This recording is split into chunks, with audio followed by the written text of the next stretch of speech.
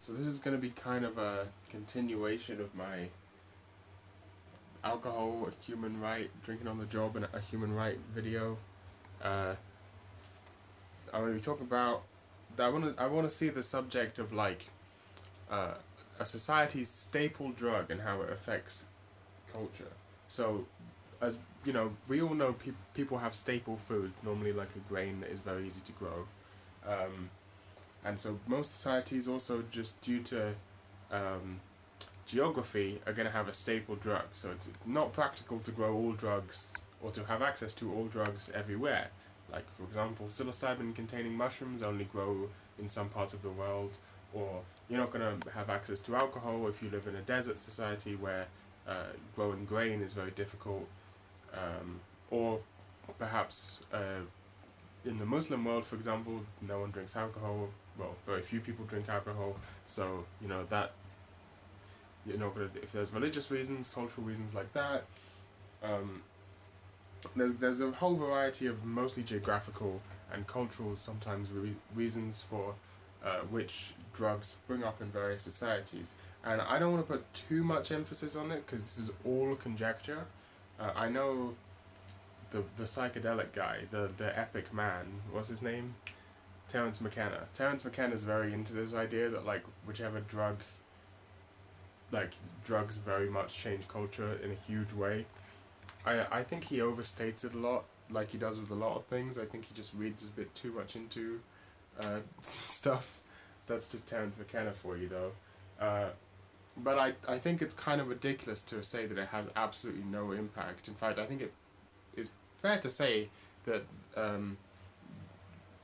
drugs and the way humans interact with drugs in a society are going to have a pretty big impact on that society because they change the way you think and they change the things you want to do and stuff like that. So, um, for example, the obvious one is the Enlightenment, right? A lot of people will uh, tell this narrative. Now, I'm somewhat suspicious of this narrative, but I'll tell it anyway and just let you know that I'm somewhat suspicious of this narrative. But it's a narrative nonetheless that has appeal. And the narrative is that, in the in Europe, Western Europe, people would normally, if you wanted to meet up and go somewhere to, hang out with all your friends, you would go to a pub and drink alcohol and, get drunk, sing songs, do whatever, do what you do at a pub. And then there was the invention of tea houses and cafes, and now people could meet up and drink tea and coffee together, and that would encourage intellectual debates and stuff like that. And rather than getting drunk, you're getting caffeinated, stimulated, and you would have these more intellectual conversations rather than or even artistic conversations. This is actually also about the Bohemians. The Bohemians were big into this, like drinking and coffee and stuff like that. So like they would have these like artistic ideas and all of this stuff. And a part of it, according to this narrative, is that now there was a place to go and drink coffee and drink tea, and so instead of the only option if you want to alter your state or have communal activity, social activity, would be to either eat food or drink alcohol. Now you have the option of stimulants, of caffeine, and that changed the way people thought enough to, in a domino effect, have some knock-on effect on the Enlightenment.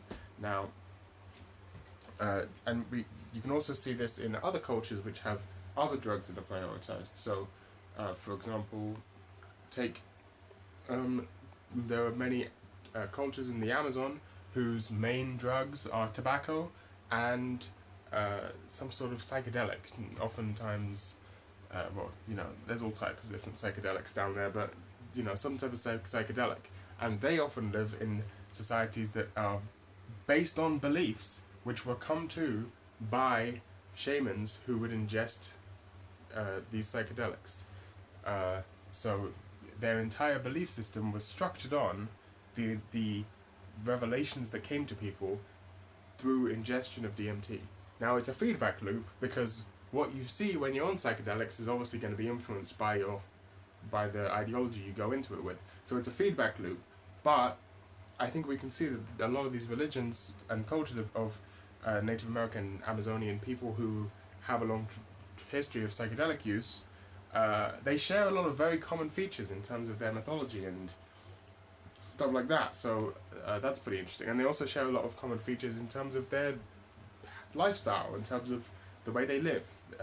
And that's obviously a big part of that is just geography, but there were people in the Amazon who, in the past, who had quite different ways of living, and as far as we know, didn't consume psychedelics. So that's something interesting. But so there you go. That's one thing. That's one thing just to keep bear in mind. So there have been a lot of different cultures with a lot of different main drugs throughout the years. Alcohol being the easiest drug to make by accident was one of the most popular drugs in most places throughout history. So I already talked about that in my previous video. But other drugs have been popular. So for example, in India, hashish has been smoked for centuries. And you can see that, as Terence McKenna says, you know, again, take everything Terence McKenna says as being a bit stupid, but also entertaining, so who cares? You know, that if you go to India and smoke hashish, suddenly the design of cities makes perfect sense. Like, he says, everything is designed with the expectation that you might be on hashish, when you might be stoned when you're, you know, experiencing it. And a lot of it, you know, there is a reason why it's not just exotica, it's not just Orientalism. There's a reason why in the 60s, when weed culture and psychedelic culture took the fuck off, there was a big focus on India. It's not just Orientalism, it's also because Indian art and music and culture has had influence from hashish for much, much longer than Western art, music and culture. And so has developed stuff that's good to listen to in that state, and, you know, makes perfect sense, I think, at least. And, you know, we all know that a lot of people find themselves to be more creative when they smoke weed, and India as a culture has a very rich, in my opinion, much richer tradition of art and poetry and stuff like that than the West, or Western Europe. Now, obviously, you can't, this is all like, there is no real objective standard for what's a richer culture, like that's a very vague word, but to put it in a maybe more concrete terms, they've been doing it more complexly for more long. They've had a bit more of a societal focus on it for longer, in a sense that we would recognize closer to the modern sense. So like the Western musical tradition, obviously there's been folk music going back forever, but what we know as the sort of Western musical tradition started off in the church, and for centuries it was entirely concentrated in the church, whereas Indian music, now of course, saying it was entirely concentrated in the church is an overindication, because there was still a big folk tradition, but I think it's fair to say that Western European music has big influence from the church. I think that's a pretty fair thing to say. Obviously there are folk traditions, and particularly outside of Western Europe, so like in Eastern Europe and Southern Europe, there are even more rich folk traditions. A lot of the like heavy church influence was concentrated in Western and Northern Europe. But I digress. India had, for a longer time, a more modern view of poetry and music and stuff like that, and literature. So like Western Europe, like there's Beowulf, but aside from Beowulf, there are very few like really famous ancient tales that are like very culturally significant and like form the basis of how the rest of society is formed. I mean, you could say that it's the Iliad and stuff, but I am skeptical of the actual lineage from ancient Greece up to Western Europe. Like I don't know how true that is. I think that's a bit of a myth, because ancient Western Europeans didn't really have that much. I mean, there's obviously Celtic and Nordic influence and Germanic influence, and going back further, like what are they called, Western hunter-gatherers, something like that. Like they had tales and religions and an oral tradition, but compare that to like the Vedas and the Indian epics, like that's a closer, and that was, I'm pretty damn sure that was pre-Greek, I'm not sure, but I think that was pre-Greek. The point being, I'm really digressing here, the point being, I think in India, people wrote stories and were really focused on art a lot more heavily and more abstractly from an earlier period because they were smoking more weed. That's my point. Now, maybe this is complete bullshit, and I'm fairly certain that this is complete bullshit, but can we just please play along for the sake of the video? Just, come on, I think it's a fun idea to toy with. Because I just want to make a point that I think is funny. That's the only point of this. I want to make a point at the end that I think is funny, so I'm going to overstate how much I think. Just play along. Just pretend I'm right, okay? I know I'm probably getting everything completely wrong, but just play along, please. So, Indians made art because they smoked weed. Okay, this is sounding a lot more absurd than I thought it would, but yeah, I think I've made a fairly reasonable point here that like Indian culture as a whole was more influenced by the hashish smoking than the West, and therefore you can actually see it in their art and culture and the structure of their civilization if you look hard enough, but you can't ever really be certain what is one thing and what is caused by other things because it's a very nebulous impact, so, you know, take everything with a grain of salt, but the impact is still there just because it's hard to point out to what it is exactly, because it would normally be sort of subtle and spread out because it's you know what I'm trying to say, right? It doesn't change you from being human, it doesn't change your geography, but it will change slightly the way you think about things if you're regularly smoking weed. There you go, that's what I'm trying to say. You know, you got that. I talked about already Amazonian cultures who have been using psychedelics for a long time. There's also African cultures who have been using other drugs like khat for a long time. And if you look at cultures like Somalia, where khat is incredibly popular, and no other drugs are popular, they have a society which is built around khat. Like, khat is literally an alternative currency, which I think is very fascinating. Because in the West, in modern youth culture, weed is an alternative currency, which I find, you know, I feel like this type of thing has been going on for a really long time. Drugs as a type of currency. But anyway, that's just a fun little thing to think about. Yeah, they have khat, and khat is a mild stimulant, and they have a culture of, you know, if you look in the history, not modern Somalia, but if you look in the history of that sort of area, there is a lot of stuff kind of similar to the European Enlightenment. Obviously, they also had coffee, another stimulant. Again, look back in history, and a lot of Enlightenment ideas actually first came from Africa, although the Enlightenment, people thought of it, you know, a few hundred years ago. North Africa and East Africa, I think. A lot of the philosophers and scientists or scholars from that area of the world were drinking coffee regularly, and they also happened to come across ideas earlier than Western Europe did. Just a little interesting correlation. They drank coffee earlier, and they also happened to come to the same conclusions as Western Europeans came to when they suddenly got coffee and tea. Anyway, that's just something interesting. And then later on, when the 60s happens and everyone in, you know, America and Europe starts smoking weed, they suddenly become obsessed with Indian culture. Isn't that strange? So yeah, I find that interesting, I suppose. Now, right now, what culture do we have? I mean, we have a weed culture. We really have an alcohol culture, right? Like, I don't think you can claim that an illegal drug is a part of the main culture. Terence McKenna would say, I know I'm talking about him a lot, but we're talking about drugs, you kind of gotta bring him up. Even though, again, I just want to make this very clear, I do not consider him a reliable source or a particularly intelligent man. I just find him funny. So, he would say that we live in a meat and salt culture, I think, or like a meat and sugar culture. Like, that's our main drugs. I don't believe that because, well, maybe sugar, but I don't think meat has any particular psychoactive effects. That's inconsequential, though. I don't really know why I brought that up, even.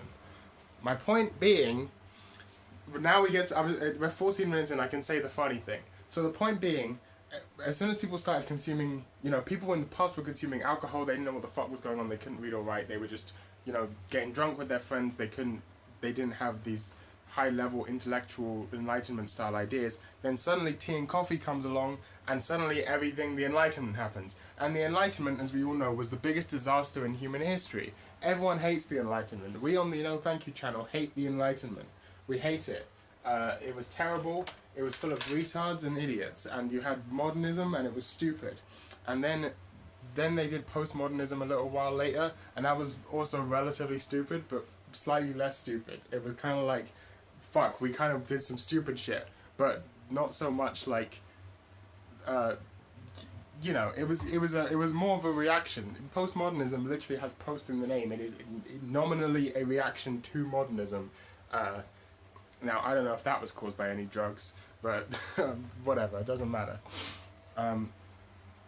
So, my point being, here's my fucking point. In order to overcome capitalism, in order to find an exit, as Xenogothic would say, in order to completely negate modernity, what we need to do is add on to our stack a new drug that's never been tried in any society before as a basis for a society, for a civilization. So you have psychedelic-based cultures, you have alcohol-based cultures, you know, we have antidepressant-based cultures, and we have stimulant-based cultures, mild stimulant-based cultures. Now, perhaps a stronger stimulant-based culture would be interesting. You know, this is kind of what Nick Land was approaching by accident by himself, or maybe on purpose, who knows, with, you know, his amphetamine use. And I do think that amphetamines are going to become a bigger deal, just because the world is becoming more accelerated and we need to accelerate along with it if we want to keep up. And so amphetamine usage, I think, is going to become a bigger deal. It already is becoming a pretty big deal, you know. I would say, like, I think amphetamines are going to be legalized, except the problem is they already have been legalized and are prescribed to millions and millions of people across the world. Children as well.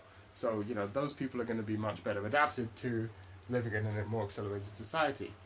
But, again, that is not negating anything. That's adapting in response. That's reactive, reactionary to the accelerating society, rather than negating it with an entirely new basis, a new drug basis of society. And there's really only two, I mean, there's benzos, but in my opinion, benzos are kind of like too similar to alcohol to make a particular difference. So in my opinion, there's really only two classes of drugs. Oops.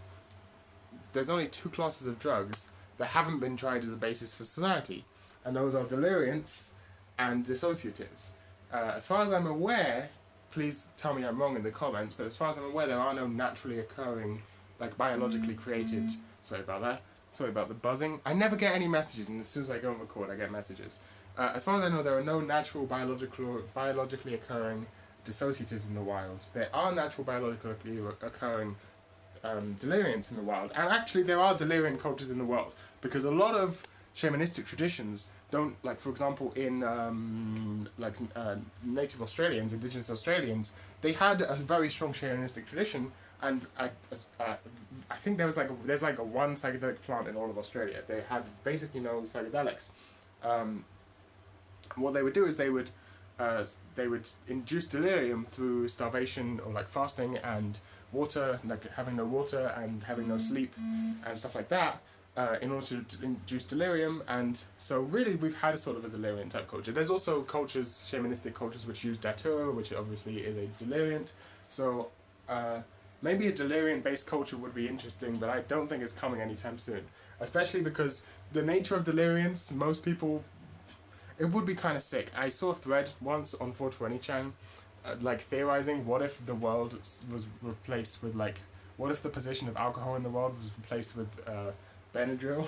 And it was very funny, like people talking about like how funny it would be, like people coming out of bars and like stumbling around the streets at 2 a.m. talking to lampposts. And that would be quite funny. So maybe that would be an interesting idea. That would certainly negate most things. I feel like a delirium-based culture would definitely negate most things. But really, dissociatives are obviously the more practical option here. So can you like theorize, this is your homework, theorize about what a what a dissociative-based society would actually look like. How would it differ? What sort of intellectual changes would it make? Like, Do you know what I'm trying to say? Like, in the same way that coffee was a part of the knock-on effect which caused the Enlightenment. The Enlightenment was caused, by the way, if you want to know, by a mixture of coffee, the plague, and that's it. It was just caused by coffee and the plague. So yeah, like, what do you think sort of knock-on effects a dissociative-based society would have? I find that to be a very interesting thought experiment, although I'm not really sure. So, you know, that's my theory. If we want to negate modernity, you need to have a dissociative, deliriant-based society. Applause. I bow to you. I bow to you. There you go. That's a video.